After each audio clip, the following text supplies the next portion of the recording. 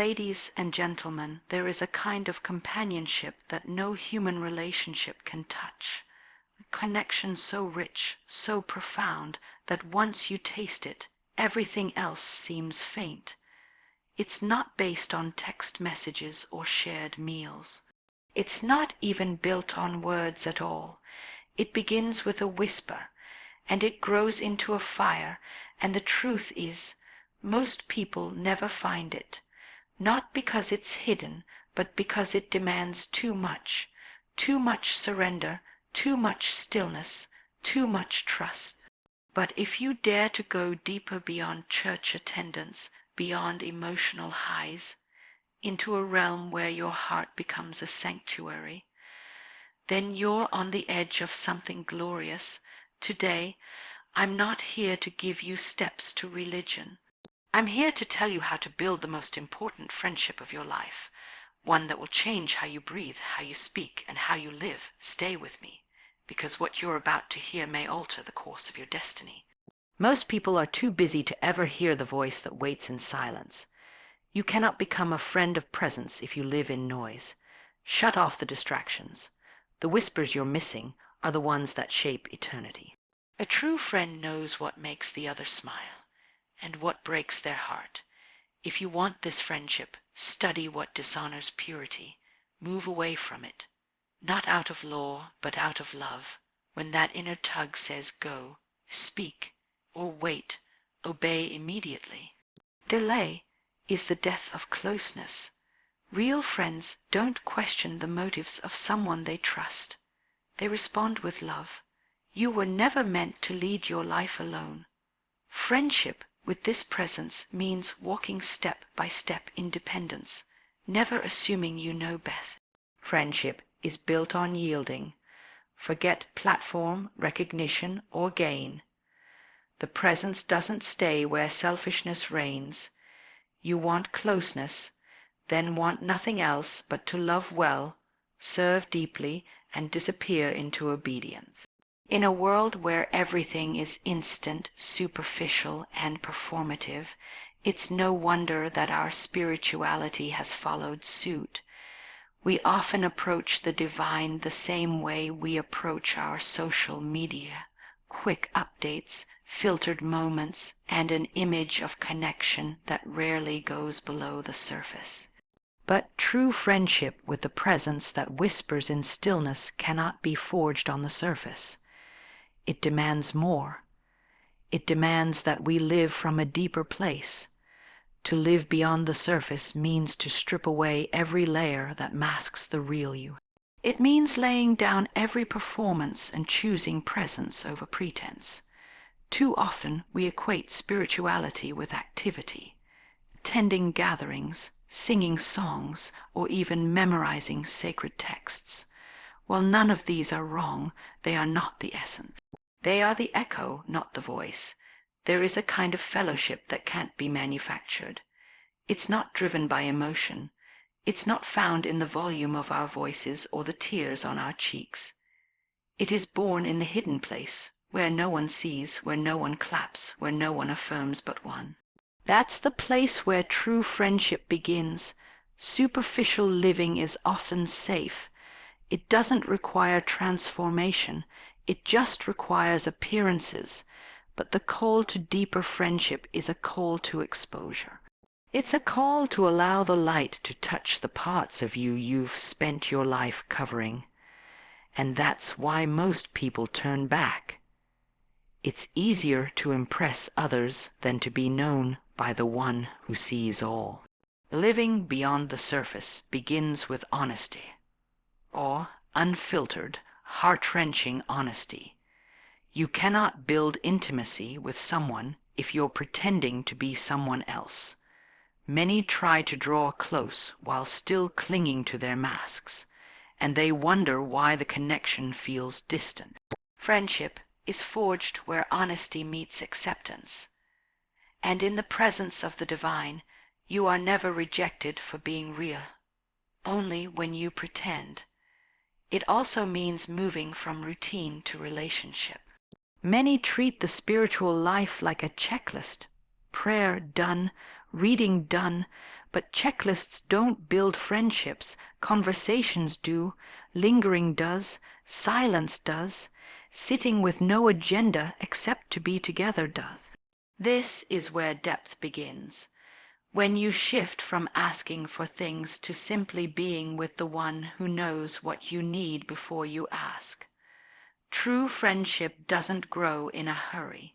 And yet, how many of us rush through our moments of devotion, trying to squeeze divine connection into a 15-minute block between meetings and social media scrolls.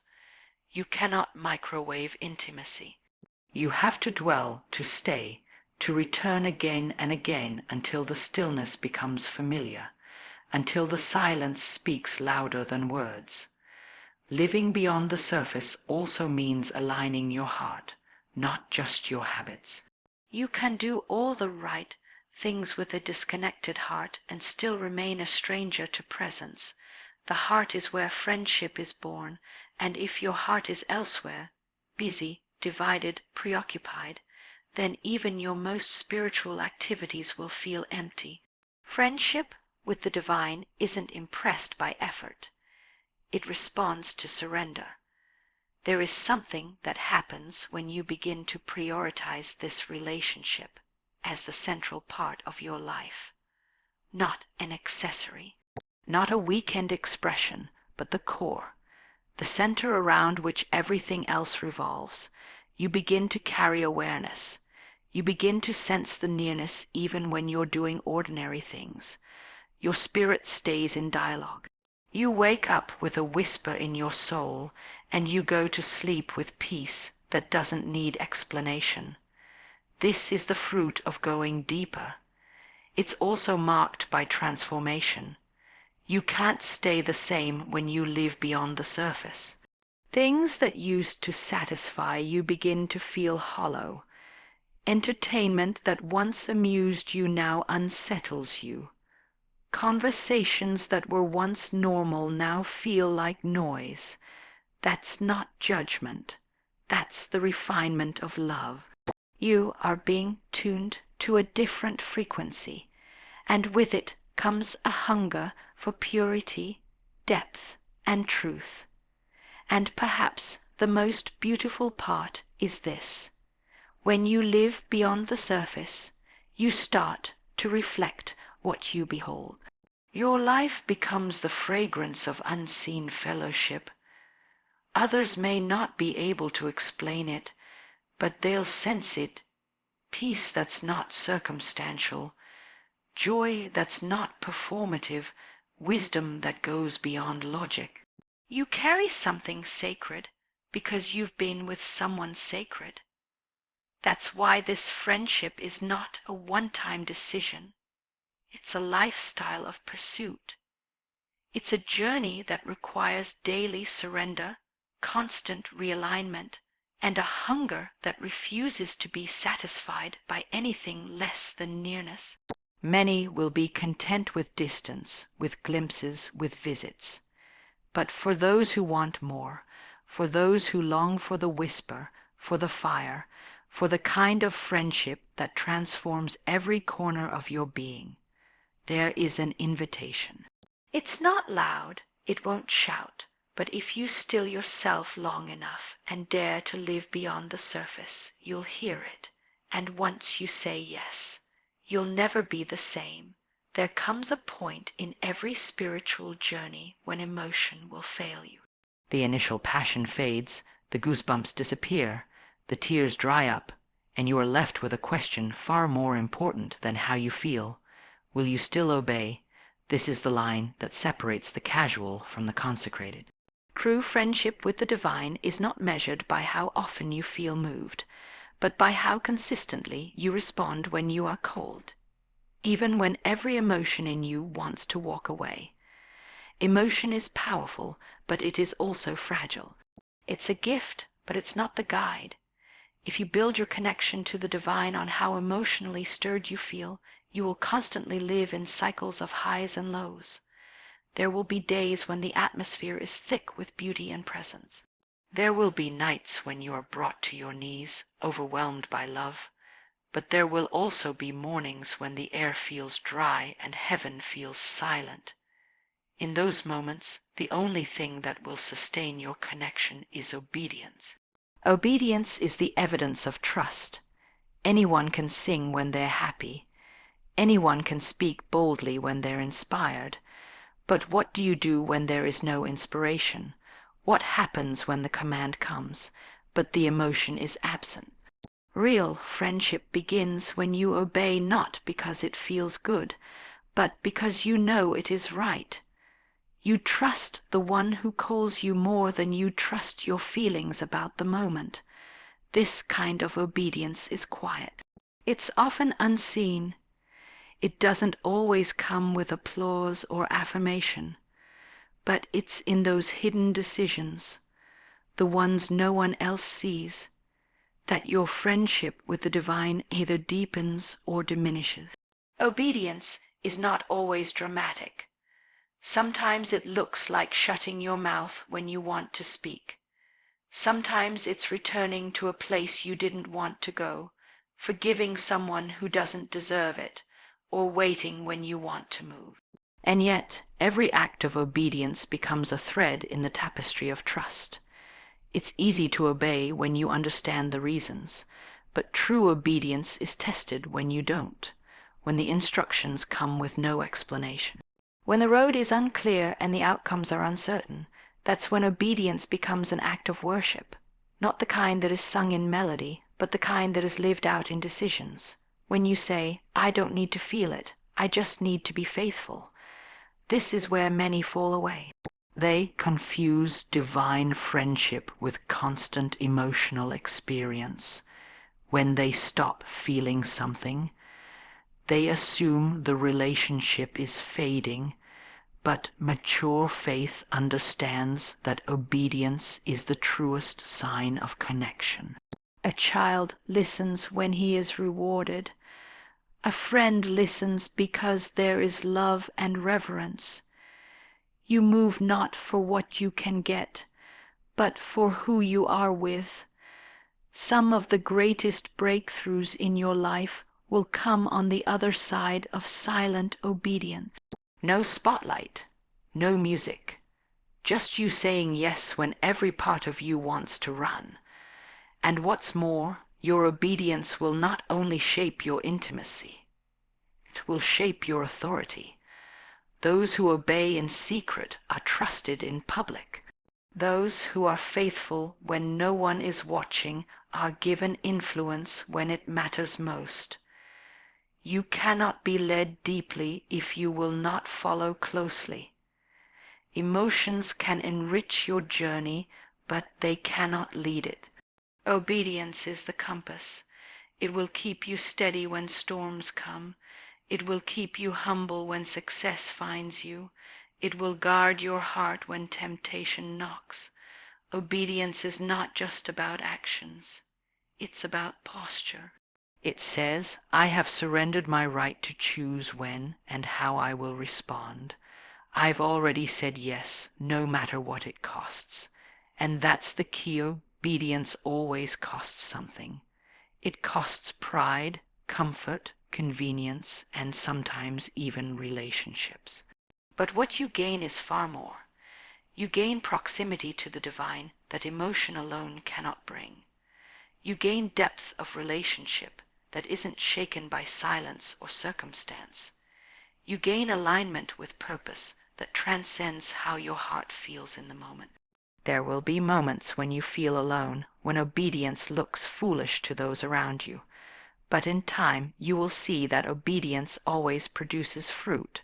Always. It may not come in the timing you expect. It may not look the way you imagined, but there is no act of obedience that goes unnoticed. Each step taken in faith draws you deeper into communion. It's time to mature beyond needing constant signs to stay faithful. It's time to move from emotion-driven response to principle-driven obedience, not because feelings are bad, but because they are not the foundation. The deepest relationships are not maintained by intensity, but by consistency. So when you no longer feel inspired when the music fades and when no one else is watching, will you still say yes? That's the question. That's the invitation. If you want to be counted as a true friend, then your answer can't depend on how stirred your soul feels. It must rest in this unwavering truth, that love is not proven by how loudly we sing, but by how faithfully we follow. And in the end, obedience will carry you farther than emotion ever could. There is a realm that exists beyond what the eyes can see, beyond what the ears can hear, and beyond what the hands can touch. It's a realm of whispers, of subtle movements, of divine presence that doesn't force itself into our awareness, but waits gently, quietly, for those who are willing to perceive it.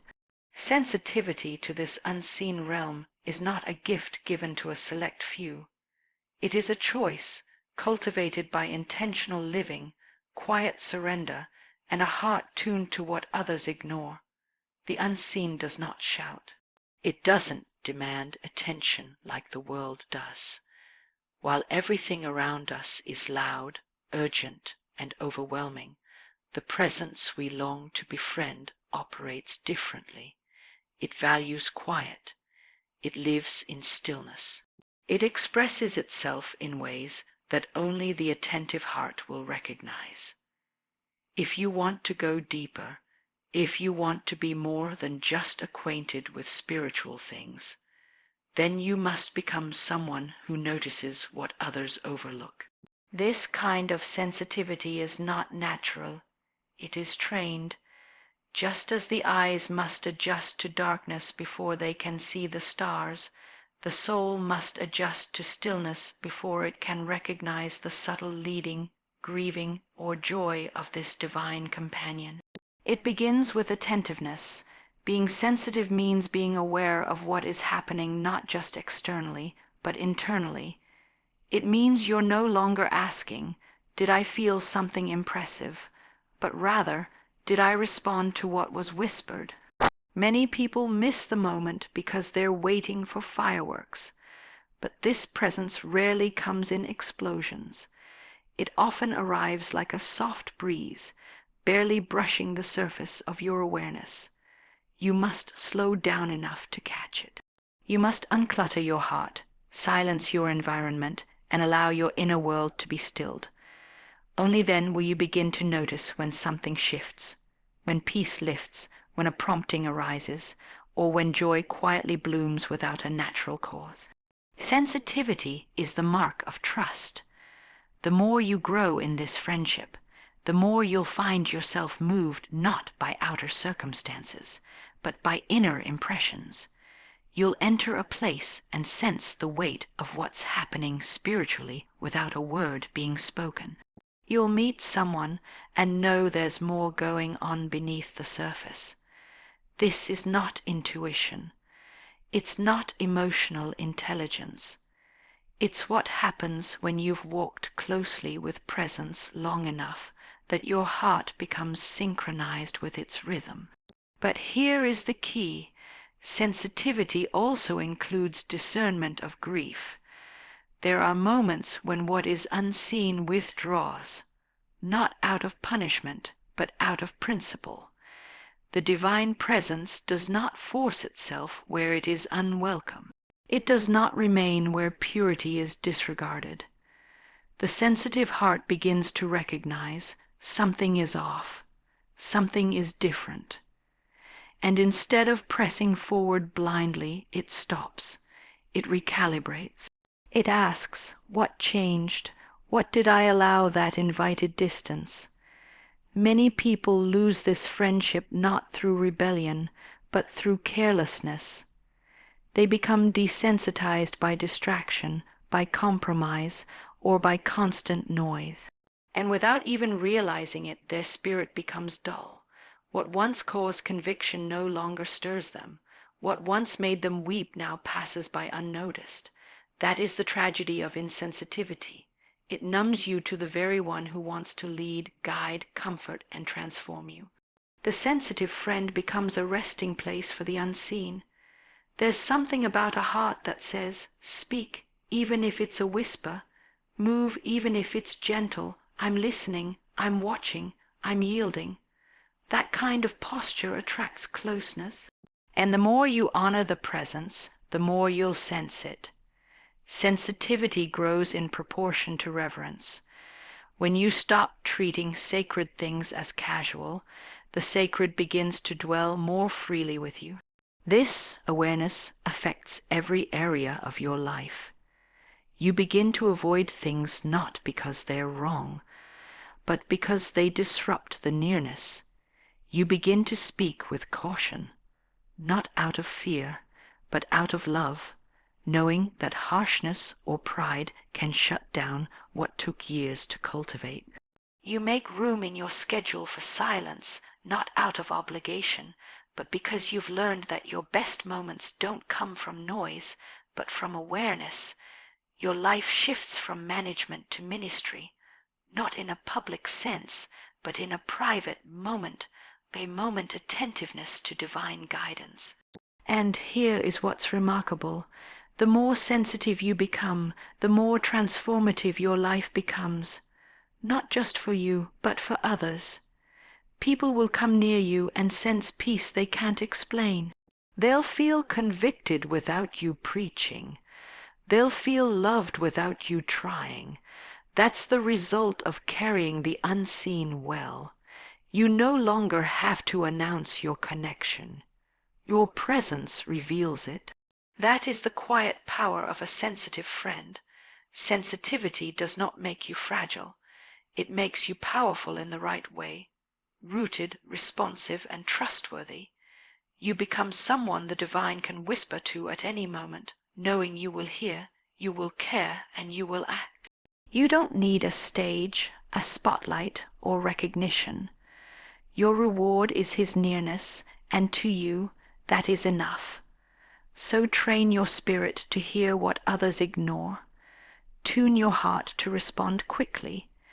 Choose stillness over stimulation, reverence over routine, and watch what happens. Sensitivity to the unseen may look invisible to the world, but in the secret place, it is the very thing that sets you apart. Real friendship is never built in one moment. It's not established in a single emotional encounter, nor is it held together by sporadic visits. It is grown, deepened, and sustained through daily connection. The same is true in the unseen realm. The most authentic and powerful relationships are not those fueled by rare experiences, but by consistent intimacy, small moments, often unnoticed by the world, but treasured in the secret place. Cultivating a daily relationship means choosing closeness over convenience, consistency over chaos, and presence over performance. Too many people treat spiritual connection like an emergency service, only calling when things go wrong. But no meaningful relationship thrives on occasional contact. A real friendship requires presence, even when there's nothing dramatic happening. When you begin to value the daily rhythm of fellowship, you stop approaching the divine only when you want something and start showing up simply because you want to be. There is no deeper expression of love than consistent pursuit without condition or demand. A daily relationship is not about obligation. It's not about ticking boxes or satisfying guilt. It's about building a home for communion in the midst of your ordinary life, not just in sacred spaces or set, apart hours, but in the everyday flow while walking, driving, cooking, or working. Every moment becomes an opportunity for awareness, for gratitude, for quiet listening. The mundane becomes holy because you've invited presence into it. This is how your life transforms, not by occasional encounters, but by sustained nearness. Cultivating this kind of relationship requires intentionality. You don't stumble into consistency. You choose it. You carve out time for stillness not because it's easy, but because it's essential. You begin your mornings not with noise, but with a turning of the heart. You pause in the middle of your day to realign. You lay your head down at night not just to rest, but to reflect and remain thankful. These aren't duties. They are signs of love. They are what someone does when they care deeply for the one they walk with. There is a hidden power in repetition, in doing the same simple thing day after day, not for results, but for relationship. Every time you return, you say with your life, I'm still here. I still want you. I still choose you. And even if your emotions are flat, even if your words feel empty, the act of showing up still speaks louder than any sermon. It says your commitment is deeper than your feelings, and your love is stronger than your distractions. Some days, the moments will be full of wonder.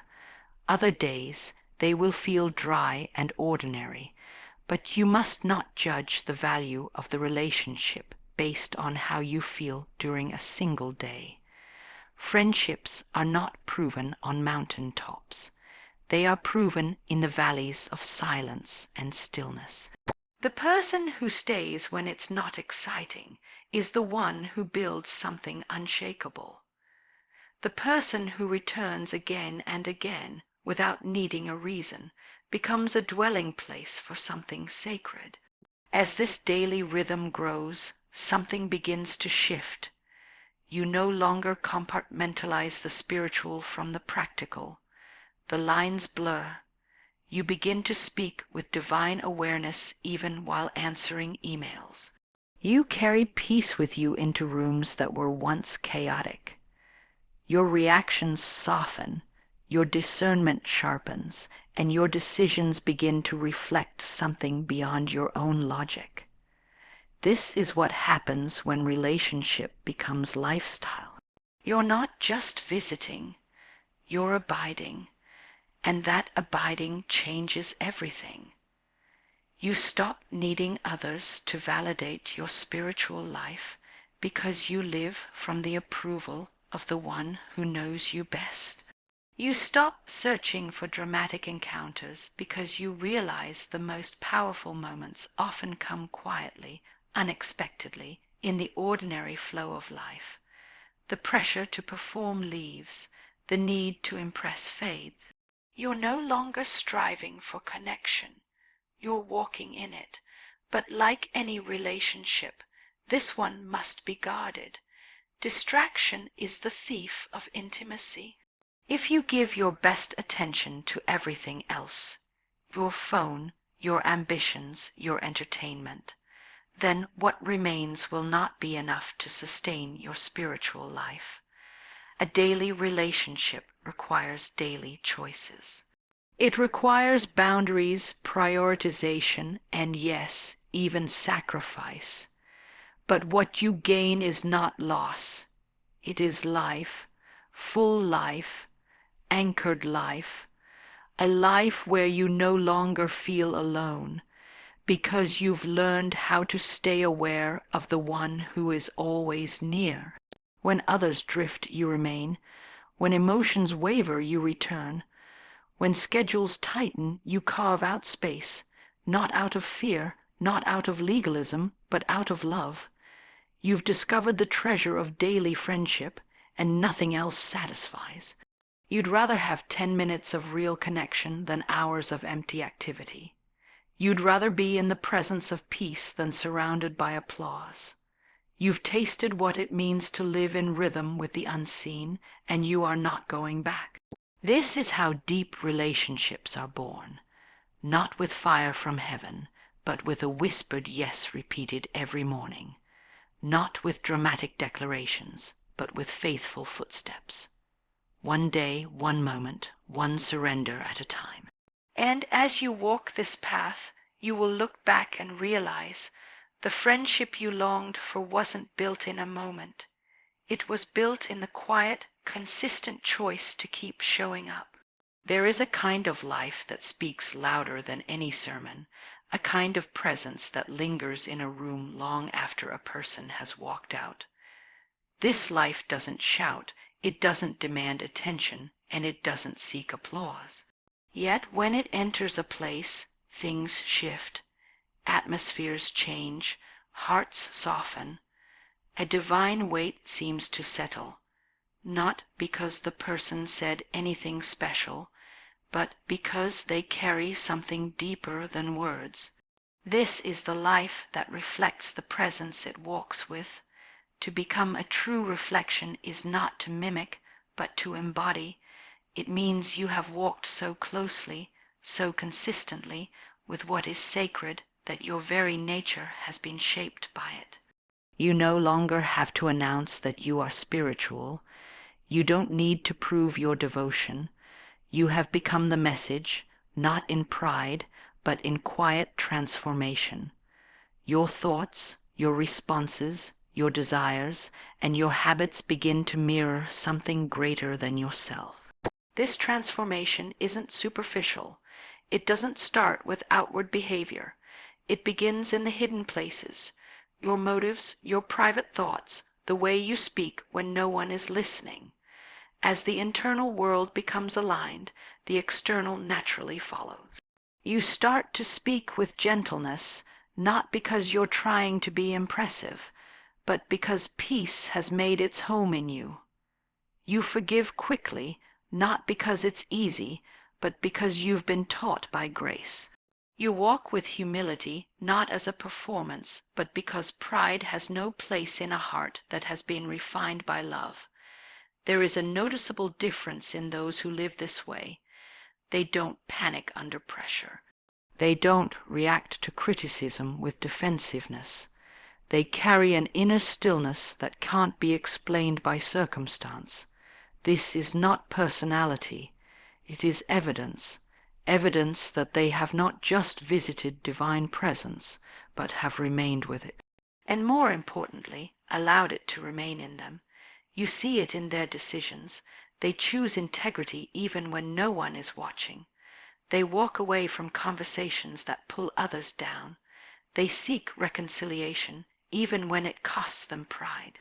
These actions are not driven by fear of judgment, but by reverence for the one they walk with. Their life has become a vessel, and they guard that vessel with deep respect. Not perfection, but purity. Not performance, but posture. This reflection is not loud, but it is unmistakable.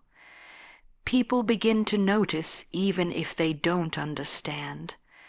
They are drawn to you not because you're extraordinary, but because something within you carries peace, conviction, and compassion. Without a word, you become a reminder of something greater. In your presence, others feel seen, not because you flatter them, but because your life reflects a love that is not rooted in manipulation or agenda. You have been changed, and it shows. Living this way means you stop separating sacred moments from daily life. You no longer live in compartments. Faith over here, work over there, relationships somewhere in the middle. Everything becomes an offering. Every conversation becomes a chance to reflect. Every decision is made through the lens of honor. You begin to ask, not just is this right or wrong, but does this reflect who I've been walking with? Over time, this reflection deepens. It's not a one-time event. It's the fruit of abiding. The more time you spend in presence, the more you become like it. Just as Moses came down from the mountain with his face shining, not because he tried to shine, but because he had been with glory, you too begin to carry what you've been close to. Your life becomes marked, and that mark is not for status.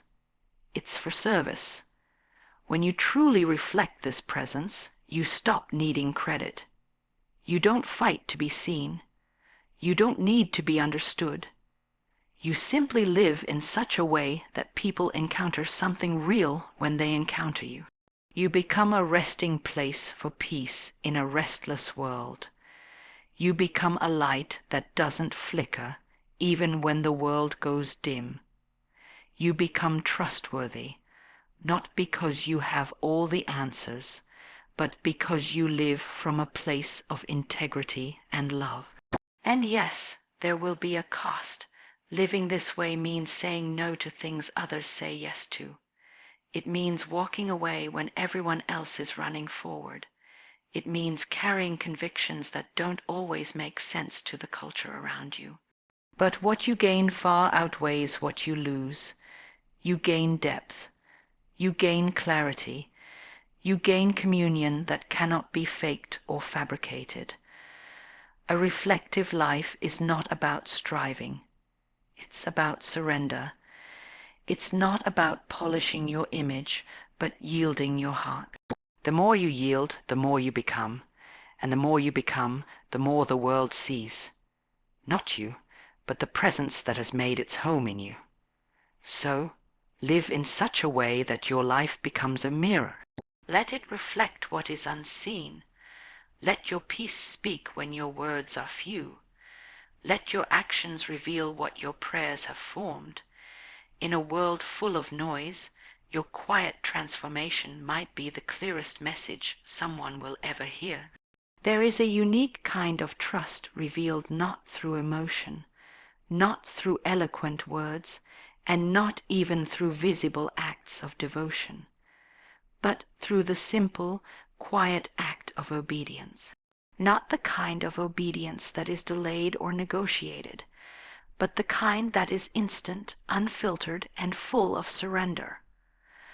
Obedience without hesitation is the language of deep relationship. It is the evidence of a heart that has yielded fully, that no longer seeks to understand everything before it says yes. To obey without delay is to acknowledge that you trust more in the one who leads than in your own ability to reason. This is not blind submission, it is clear, sighted devotion. It is choosing to act before the mind catches up. It's when your heart has been trained to respond the moment something is whispered, nudged, or stirred. You don't wait for a second confirmation. You don't pause to ask whether it's convenient. You just move, quickly, quietly, faithfully. This kind of obedience is rare because it costs everything. It requires the surrender of comfort, control, and sometimes even clarity. It means stepping into things you don't fully understand, trusting that what is unseen sees more than you ever will. It means being willing to walk into the unknown, not because it's safe, but because you were asked. That kind of obedience becomes a bridge between the natural and the supernatural, between the ordinary and the miraculous.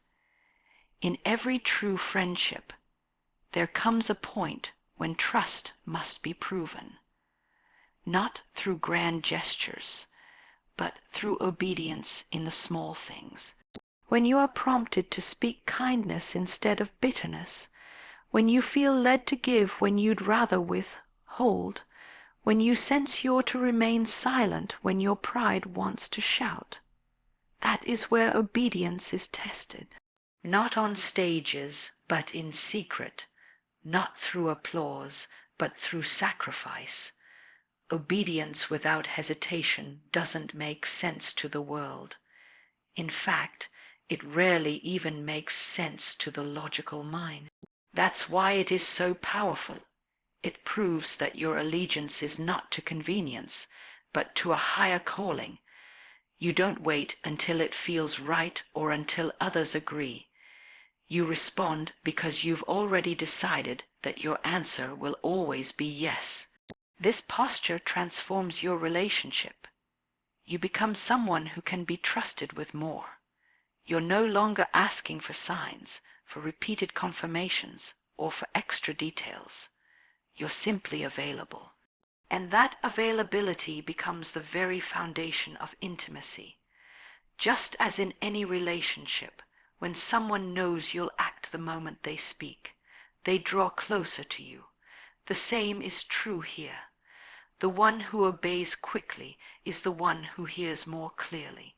But quick obedience doesn't come naturally. It is formed in the quiet daily decisions. It begins when you say yes in the small, seemingly insignificant things. Wake up earlier than usual. Call someone you've been avoiding. Apologize when no one demanded it. Resist the urge to retaliate. Give up something good for something better. These are the moments that prepare you for the larger assignments. If you ignore the small instructions, you won't recognize the greater ones. The beauty of obedience is not just in the act, but in the outcome. You begin to live a life that is not based on reaction, but on response, a response to something greater than you, and over time, that response becomes your nature. You move differently, you listen more closely, you take risks that aren't really risks anymore because they're rooted in trust, not impulse. The most powerful people in history were not always the most talented or the most educated. They were the most obedient. They did what was asked when it was asked and how it was asked, without inserting their own preferences or timelines. And because of that, they saw things others only dreamed about. They lived lives marked by divine partnership, not just human ambition. Obedience without hesitation is not about perfection. It's about readiness, readiness to respond with a surrendered will, even if you're trembling. Even if you don't know how it will end, even if no one else understands, you become the kind of person who hears a whisper and acts before the noise of the world can drown it out. And that kind of responsiveness is rare. It's precious, it's powerful.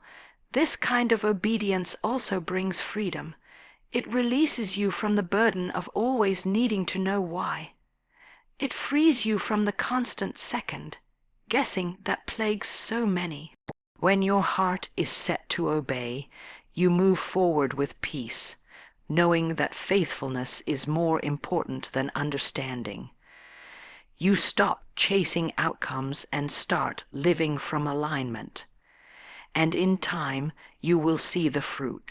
Lives change through your seemingly simple yes. Opportunities opened because you followed a quiet prompting.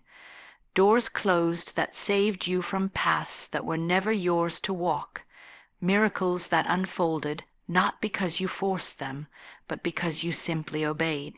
This is the reward of obedience, not just what it produces, but who you become through it.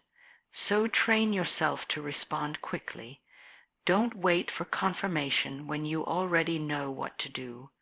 Don't hesitate when love asks you to move.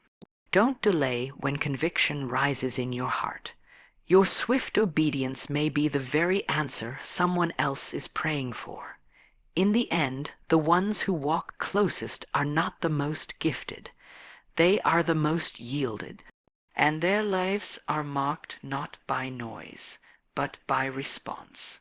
Obedience, without hesitation, without argument, without delay becomes their signature. And that, more than anything else, is what draws presence near. There is a stillness in the soul that comes only when you are no longer performing. A rare freedom takes hold of your heart the moment you realize that the opinions of people no longer define your worth, your choices, or your calling. Living for the audience of one is not about isolation. It is about clarity. It is a way of walking through the noise of the world with your eyes fixed on something greater, with your heart tethered to an unseen standard that never shifts, never wavers, never misleads. When you live for the audience of one, you stop measuring your days by applause. You are no longer motivated by how many notice, how many approve, or how many follow. You begin to care less about who sees and more about who sent you. You trade popularity for purpose. You learn to walk away from platforms that were built on performance and step into the quiet path of obedience. You stop trying to be everything to everyone and start becoming everything you were designed to be, rooted, real, and unwavering.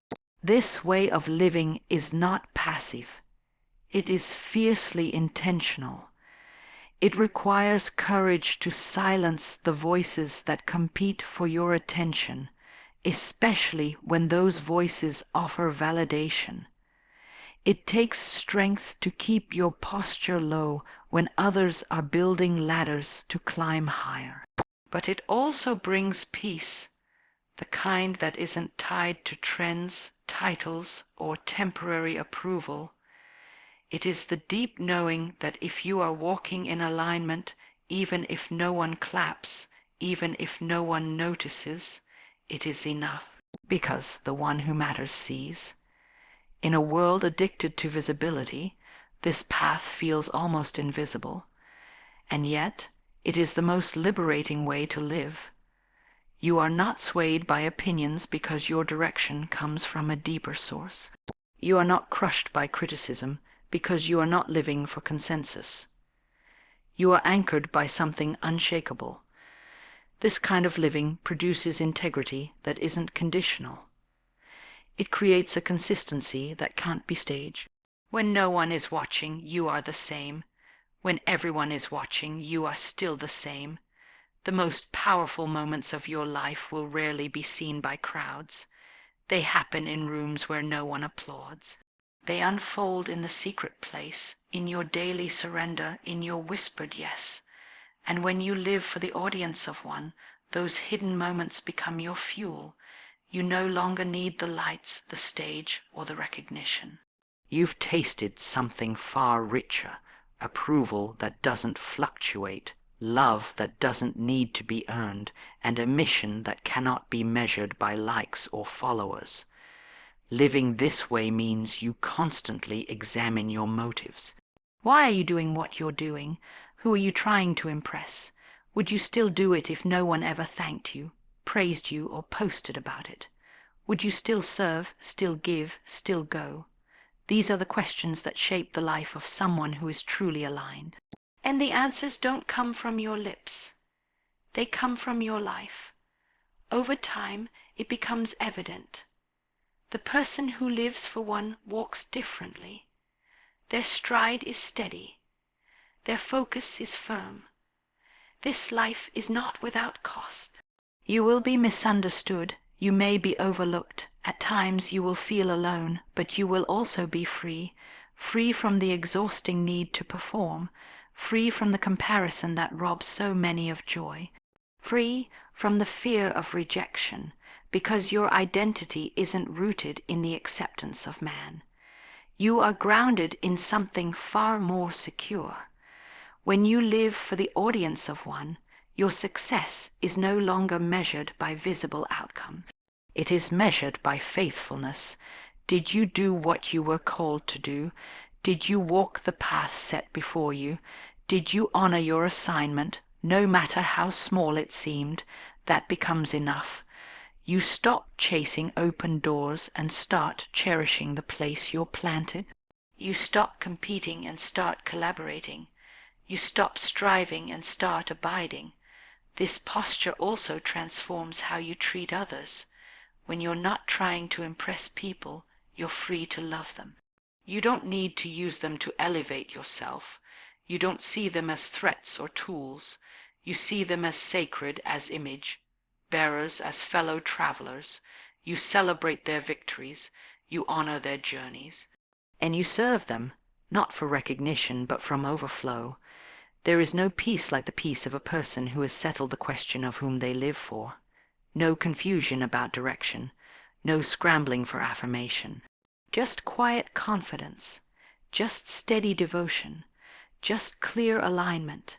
And in a world as distracted and divided as ours, that kind of clarity is rare and powerful. In the end, living for the audience of one simplifies everything. It aligns your heart. It clarifies your decisions. It sustains you in difficulty. And it rewards you in ways the world can't understand. You don't just live differently. You are different, anchored, free. Focused, because when your gaze is fixed on the one who truly sees you, you no longer need to be seen by everyone else. And when your heart is fully his, the noise of the world fades, and the stillness of true purpose takes its place. You were made for more than surviving. You were made for a companionship that transforms your innermost being, but it costs everything, and yet it gives you everything that matters. The question isn't, is he willing to be your friend? The question is, are you ready to become the kind of person he calls a friend?